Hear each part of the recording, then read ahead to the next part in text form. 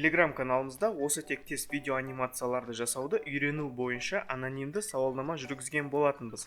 700-ге жуық ұстаздың 95%-ы осы тектес видео анимацияны жасап үйренгісі келетінін білдірді. Негізінен ондай видео анимацияларды жасауды үйрету арқылы ұстазға қажет басқа дағдыларды көрсеткіміз келген болатын.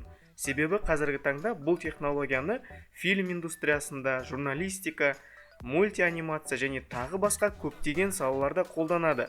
Ал ұстаздар, мысалы, видео сабақ түсіргенде артындағы фонды басқаша етіп өзгертуде қолдануы мүмкін.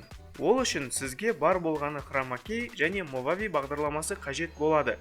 Хромакей дегеніміз бір түсті фон. Ол жасыл, көк, немесе басқа түстерде де бола алады. Бірақ міндетті түрде бір түс болуы қажет. Оны арнайы матамен немесе бояумен жасап алуға болады. Сонымен сіз жасыл фонның алдында тұрып, осылай сөйлейсіз. Бағдарлама оны сізге мынадай, немесе мынадай, немесе мынадай, қысқасы өз қалауыңызға сәйкес өзгертіп береді. Оны видео немесе фото файлдарға қолдануға болады. Енді уәде еткеніміздей осы видеоларды қалай жасауға болатынын көрсетеміз. Бұл Алматы қаласының қандай да бір көшесі. Мұндай видеоларды YouTube-тан жүктеп алсаңыз, немесе өзіңіздің телефоныңызбен де түсірсеңіз болады. Енді сізге 3D спецэффекттер қажет. Әрине, оларды жасаудың технологиясы және бағдарламалар мүлде бөлек. Дегенмен, оларды да жүктеп алуға болады. Интернетте виртуалды хромакейде жасалған өте көптеген спецэффекттер тегін қолжетімді. Ал біз мына спецэффектті таңдадық. Содан соң, осы екі видеоны біріктіру қажет.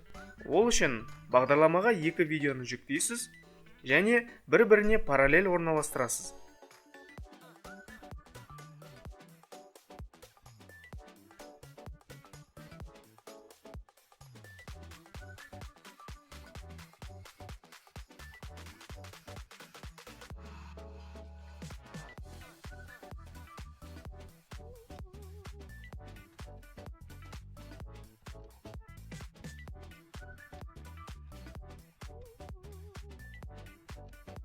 Өзіңіз көріп отырғандай, мұнда бағдарлама жасыл түсті фонмен бірге көрсетіп жатыр.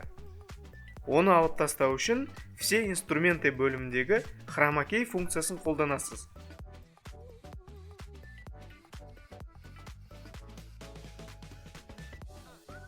Мұнда бірнеше баптауларды көруге болады, бірақ бағдарлама сізге ең ыңғайлы баптауларды алдын ала жасап қойған, сондықтан бұл бөлімге аса үлкен өзгерістер қажет емес. Содан соң применить батырмасын басасыз. Сонда бағдарлама автоматты түрде жасыл түстің барлығын көрсетпей қояды.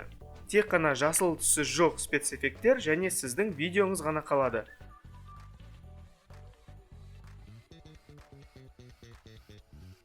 Егер сіздің видеоңызда хромакей түсімен сәйкес келетін объектілер болса, онда бағдарлама оларды да көрсетпей қоюы ықтимал. Ондай жағдайда хромакейдің түсін өзгерту қажет болады. Енді сіз Голливудтағы спецэффектке толы фильмдердің жасалу принципін түсініп алдыңыз.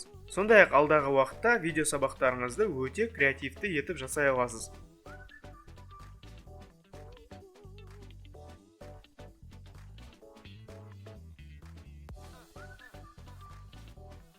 Шынында бұл Movavi'дің бір ғана қосымша құралы. Мұндағы инструменты батырмасына басып, оның өте көптеген құралдармен танысып шықсаңыз болады.